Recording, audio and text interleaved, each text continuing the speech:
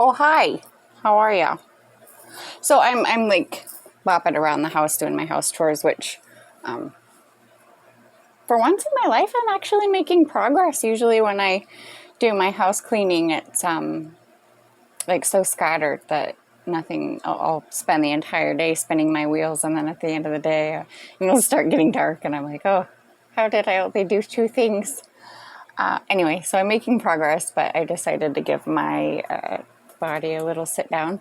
And I just wanted to verbalize a quick idea that I'll maybe change later. Uh, but I'm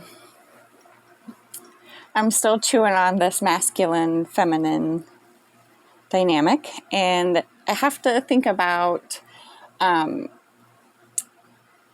I guess I can start by talking about yin and yang and that, that imagery that I think most people are pretty familiar with. The black and white, the juxtaposition of the two, they're not colors, but it's the two opposites and the way that they're like a puzzle piece. First of all, the way they fit together.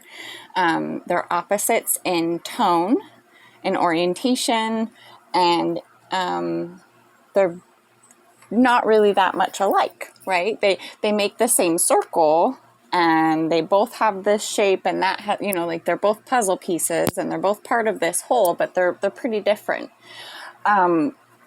So with yin and yang, the black or the lack of color, or the reason why there's no color and we see it as black, is not because there's nothing there. It's because of the way we experience light. And I'm not being metaphorical here. This is physiology. This is science. This is how our bodies work. So we have hardware in our eyeballs that experience light as information. And when something has a tone or a color, again, it's like that thing I said last night with how we name things based on us.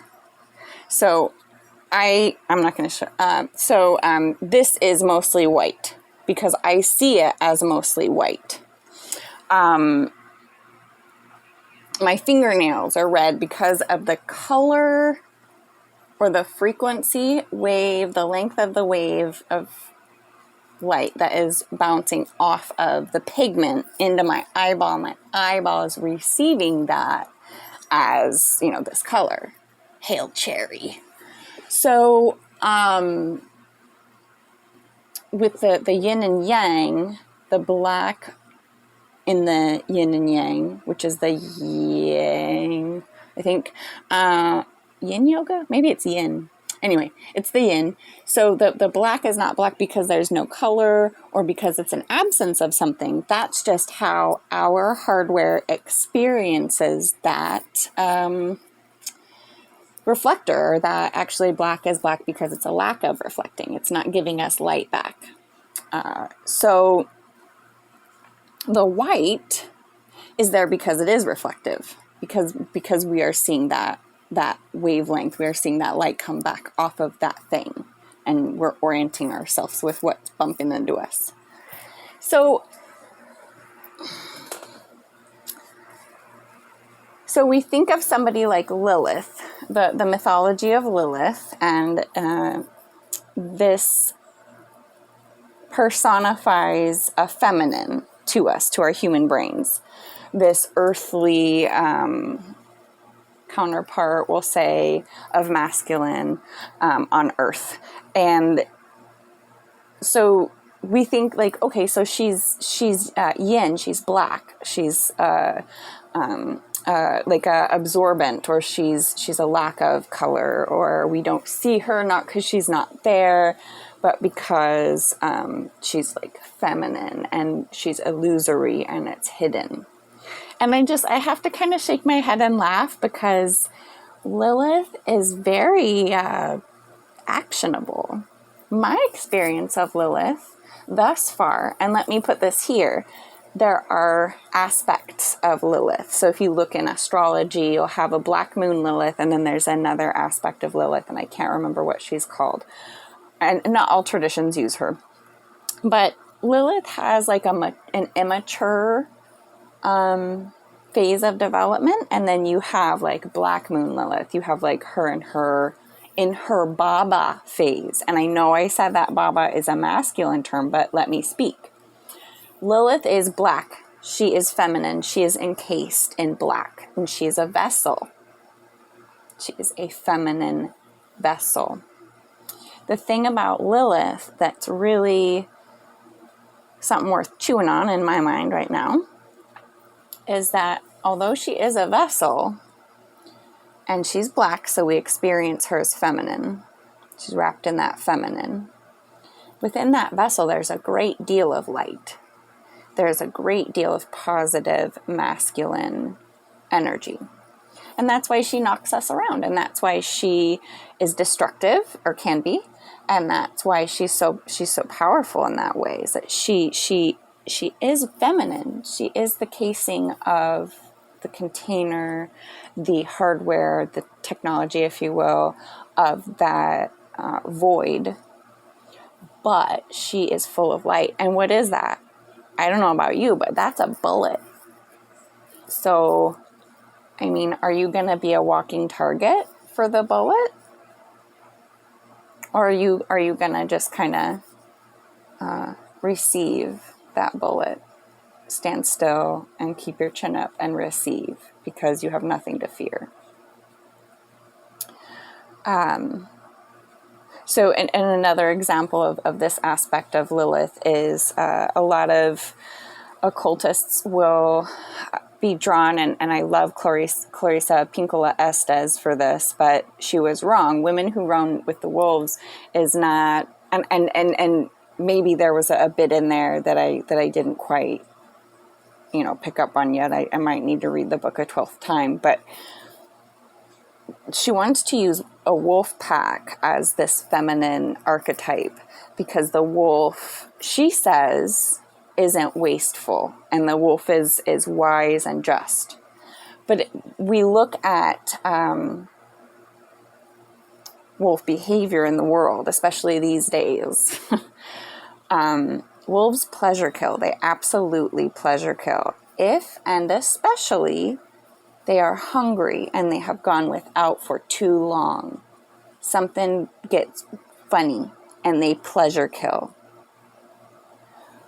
The animal that we need to be looking at for this aspect of Black Moon Lilith in her highest aspect is not the dog. That is her lowest aspect. And I know this. I guess I'm just introducing you to my understanding of Lilith thus far. Her low aspect will pleasure kill. And it's no wonder the men that I've encountered so far have been so terrified of me.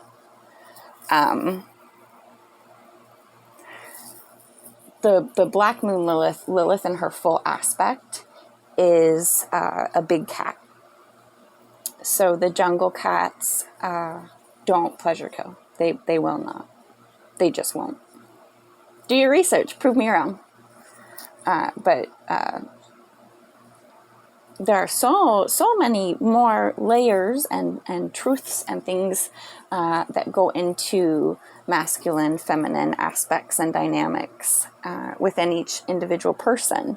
And as I go on this journey of trying to obsessively acquire knowledge, it's funny. Like I found a YouTuber that seems to speak a language that I understand more or less, and I sit myself down and I try to absorb and learn and retain from this information. And the more I try to plug in, the more I just get really kind of exhausted and cranky and, like the Ouroboros, the serpent eating its tail kind of thing is going on. And I have to remember, that there's an ebb and a flow, and there are moments of flux that I need to take, that I need to receive in my feminine aspect. I need to receive a sit down or just an ebb. I do. It doesn't mean that I'm a bad person, or I'm a bad student, or that I'm not disciplined.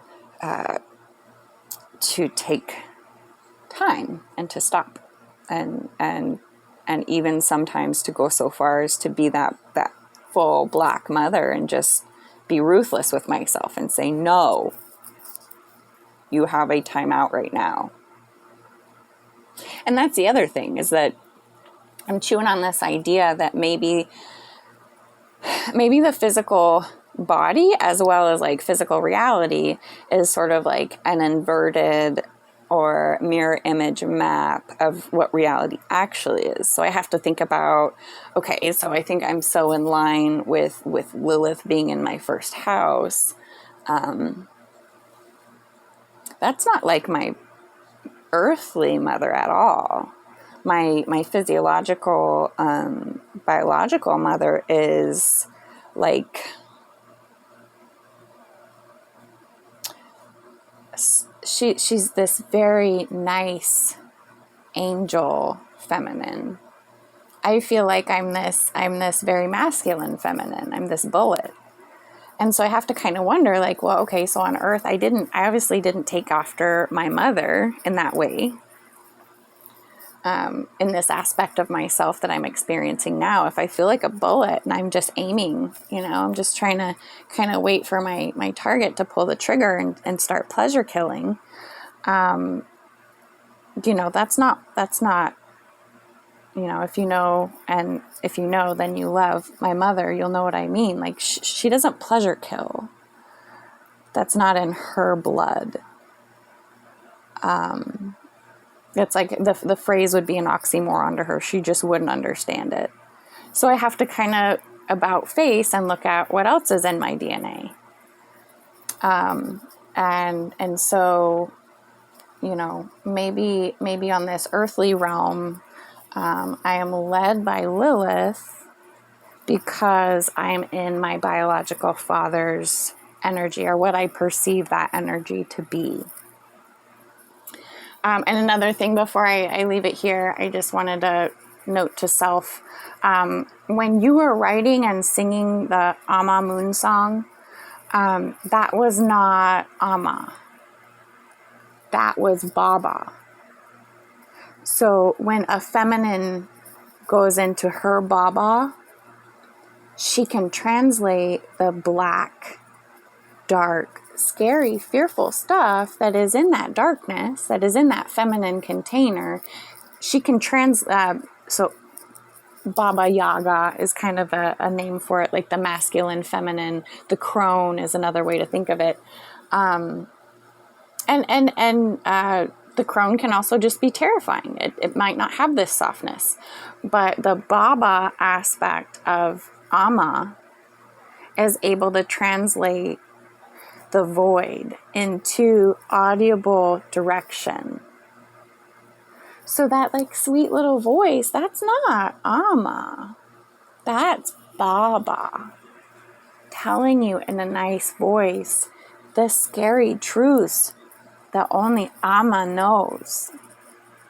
You have to have both. I do. I know I do. And the roles and the way that things are presented to me for those masculine, feminine sort of ways of thinking about things sometimes have to be reversed.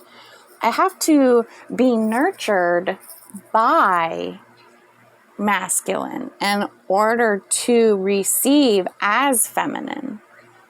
So if you're going to try to give me a hard, mean truth that, the only person who can deliver mean, hard truths to me in a feminine, true black feminine way is LiLith.